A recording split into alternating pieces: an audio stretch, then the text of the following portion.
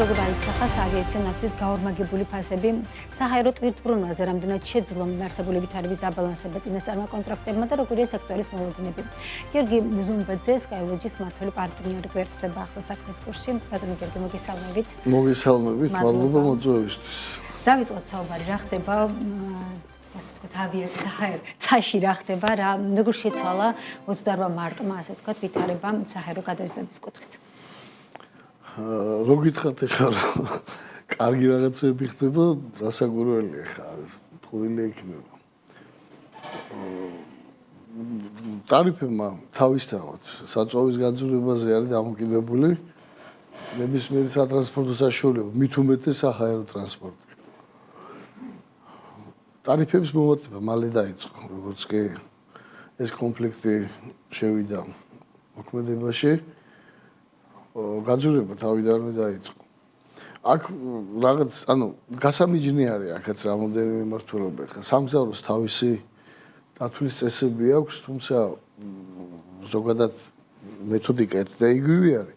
ნებისმიერი ბილეთი, რომელიც ჩვენ გვიყიდია სადღაცაც გასამგზავრებად აერზე, მოიცავს საწვავის სურჩერჯს. ეს ყოველთვის ცვალებადი არის იმის მიხედვით საწვავი რაღაც.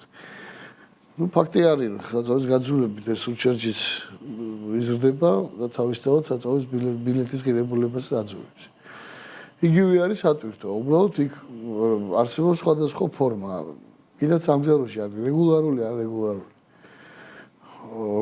გაძნულდა და გაჭირდა, იმიტომ რომ ტარიფებმა, რაც მე მაქვს ინფორმაცია, ქონდა შეხებები ბოლო პერიოდში რაღაც მიმართულებებზე, რამოდენიმე ჩარტერის განხორციელების და ჯერ რომ გაურკვეველი სიტუაცია არის, იმიტომ რომ იცით რა არის, მე თვითმფრინავი მინდა და დღეს უნდა გაფრინდეს, ესე არ არის.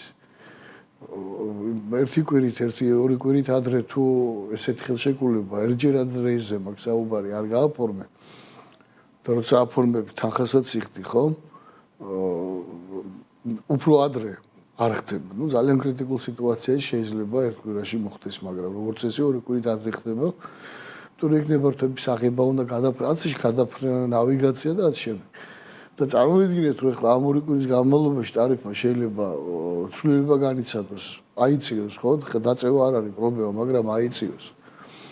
ამიტომ გარკვეულწილად შეიცვალა, თუმცა ეს ყოველთვის იყო, მაგრამ შეიძლება უფრო მოთხოვნადი გახდა საწვავის გარეშე თვითმფრინავის ხელშეკრულების გაფორმება, თვითმფრინავის სათვირთო გადაზიდვაზე და საწვავი ამ დროს მე იმის მიხედვით რა არის იმ მომენტში ბაზარზე რეგულირდება. თუმცა აქაც პრობლემა არის, ხა ის უსაშუალოდ გაძვირდა ვიღაცა ხო ამას უკვეთავს, მისთვის შეიძლება უკვე არ იყოს მოგებიანი ჩარტერის შესრულება. გასაგურე ხა წარმოიდგინეთ, გინდათ სამგზავროში ბილეთს ხო ყველა 2 საათი და 1 დღით ადრე არ ყიდულობს, ხალხი ცდილობს, რომ რაც შეიძლება ადრე იყიდოს, რომ იაფი გამოუვიდეს. მაგაზე არის აწყობილი მთელი მსოფლიო. და ავიაკომპანიებმა, რომლებმაც ეს ბილეთები ძველი საწვავის ფასებით 2 და 3 თვის წინ გაყიდეს, ეხლა იმათაც ვკითხოთ, რა მდგომარეობაში არიან, იმიტომ რომ იმას ვეღარ შეცვლიან ალბათ. თუმცა მსხვილი ავიაკომპანიები ალბათ ამას გარკვეულ დოზით შეძლებენ და მოერევიან, იმიტომ რომ რესურსი გააჩნიათ ბევრი. და ხმადარებს ალბათ უფრო გაუჭირდებათ რა. სატვირთო მიმართულებით, აი თქვენ ახსენეთ, რომ წინასწარი კონტრაქტები თითქმის არ დგება, ასე ვთქვათ, მოკლევად არის, მაინც ორი კვირა არ არის ისეთი დიდი ხანი, ხო? როდესაც აი ასეთ მოცემულობის წინაშე დადექით თქვენს გადამზიდავები, რამდენად აისახა ეს შეკვეთების შემცირებაზე, თუ ამ ეტაპზე მაინც იმდენად გაურკვევლობა არის ბაზარზე, რომ ცდილობთ, რომ რაღაცნაირად გადაეწყოს და თქვენი ვთქვათ სტრატეგიები მოარგოთ ამ გაძვირებულ საწვავს. კი ბატონო, თუ ჩვენ ახლა ვისაუბრებთ საქართველოს ფარგლებს გარეთ, რა ხდება? ისევ და ისევ მე ამერიკისკენ არ მივდივარ, იმიტომ რომ ჩვენი ჩართულობა უფრო არის ევროპისკენ და ჩინეთიდან ევროპისკენ. რამოდენიმე დღის წინ მქონდა მაგალითად ერთ-ერთ ჩვენს პარტნიორთან ამ საკითხზე საუბარი და როგორც მივიღე ინფორმაცია, ჩინურ მხარეს გულისხმობ, საწვავის ფასების გაძვირების გამო ზოგადად შემცირებული არის, მოთხოვნილება კი არის, მაგრამ ეს არ მიდის საბოლოო ხელშეკრულებამდე, იმიტომ რომ დამჯერით რა, მართლაც აქ ძნობის ხოვობა არის. აი მარტივ მაგალითს მოგიყვანთ, 1 საათი თუ ღირდა ფრენა ერთ-ერთ საშუალო ზომის თვითმფრინავზე 50 ტონიაზე მისი ფასი თუ იყო $13,000, 1 საათის ფრენა ახლა გახდა $19,000. ეს რაც უფრო შორმანძილზე მიფრინავს, მისი ღირებულება უფრო იზრდება, ხო? თუ 10 საათი იფრენს, ის გაძვირდება 40,000, თუ 2 საათი იფრენს, გაძვირდება 26,000. აი ესეთი მდგომარეობის წინაშე ვართ ახლა სულ ყველანი. ეს თან ეს არ დაწყებულა, ხო, 1 წლის წინ რომ ბაზარს მოესწრო რომ გადაწყობილიყო რაღაც ახალ რეალობაზე, როგორც გინდათ კოვიდის პერიოდში იყო, როდესაც 2 წელიწადი ყველა მიცოდა, ყველაფერი ჩაკეტილი იყო და ამიტომ სხვა გზა არჩევანიც არ იყო მაშინ და მართლა საჰაერო ტრანსპორტის გადაზიდვის ღირებულება კოსმოსში იყო წასული $14-მდე იყო მაგალითად საქართველოსამდე ასული. ეხლა მაინც ჯერ თვეზე ცოტა მეტი არის გასული. და მთელი მსოფლიო გარკვეულ მოლოდინებში მაინც არის რომ ეს კონფლიქტი რაღაცა დოზით გაჩერდება უბრალოდ და მოხერხდება რომ შეთანხმებამდე რაღაცა მხარეები მივიდნენ. მით უმეტეს რომ ამის ცდილობები ბოლო დროს იყო, თორე საწვავი ნავთობი $140-საც გადაწყდა ერთ პერიოდი და ეხლა $100 ისევ ჩამოწდა. ანუ მოლოდინი აქვს ყველას რომ აი რაც შეიძლება მალე თქვა ერთ თვეში, ორ კვირაში ეს სიტუაცია შეიცვალოს. ამას შეიძლება გამოიწვიოს თავისთავად გადადება მყიდველსა და გამყიდველს შორის შეკვეთების მიწოდების. ვერსად ვერ გავიქცევით, იმიტომ რომ მინუსით მუშაობა არავის არ უნდა. ჩვეულებრივი ბიზნესის შემადგენელი ნაწილი არის. როგორც დამქირავებლისთვის იმასაც უნდა იაფი დაუჯდეს, ასევე სერვისის მიწოდებლისთვის, ხო, ან იმან რატო უნდა იზარალოს, ან მეორე, ან მესამე. აქედან გამომდინარე, მე მგონია რომ უფრო ეხლა არის რაღაც ლოდინის რეჟიმში ვარ, სულ ყველანი ბოლო პერიოდი. თვითონ საქართველოს მიმართულებას რაც შეეხება, არის გამოუვალი სიტუაციები, რომ ეს რეისები უნდა შედგეს, იმიტომ რომ რაღაც მარშრუტები არის ჩაკეტილი და ვერაცდები და ესეთ შემთხვევებში რასაკვირველი არის. მაგრამ არის ალტერნატიული გზებიც ახლა რაც მაგალითად სატვირთო ავიაკომპანიებს გაძვირებაზე რაც მოხდა და ტარიფების აწევა როცა მოხდა, მაგალითად სამგზავროებს არა გიგანტებს, არა Turkish Airlines-ისნაირ კომპანიებს და არა კიდე რამოდენიმეს. ამათ მათზე არ უმოქმედია, იმიტომ რომ მათ ბილეთების გაძვირებასთან ერთად გარკვეული დაკომპენსირება ეს გააკეთეს. ამიტომ ჩვენ წავდექით ახლა რაც საქართველოს საჰაერო თვითების გადმოზიდვას რაც შეეხება, ნახეთ ალტერნატიული მარშრუტები და ჩინეთიდან მიგვაქვს სხვაგან ცოტა დროში გვეწელება, მაგრამ სამაგიეროდ როგორ ახერხებთ აი ესეც საინტერესოა რომ თქვენ უნივერსალური კომპანია ხართ, ეს არის ჩვენი ფუნქცია, კი. რამდენიმე ტიპის მომსახურება გაქვთ გადაზიდვის ხმელეთი, ჰაერის, ზღვა, რკინიგზა, ყველაფერი ერთად. ანუ დღეს, როდესაც საჰაერო არის, ახლა თქვენ ახსენეთ, რომ გადაიწყეთ გარკვეულწილად ამ მოლოდინის რეჟიმში. რა გზებს თავაზობთ და რა გზებს როგორ ახერხებთ, რომ მიიტანოთ ეს ტვირთი ერთი ადგილიდან მეორეში. რაც არის თქვენი ბიზნესიც, ხო? ვერ გაჩერდებთ. რა არის ლოგისტიკის მე ესეთი განმარტება მოვიგონე, თუმცა მე რა მოვიგონე, ალბათ ლოგიკაც ეს არის, ლოგისტიკა ეს არის ერთი ადგილიდან აწერტილიდან ბეში ყველაზე სწრაფად და იაფად გადატანის შესახებ მეცნიერება.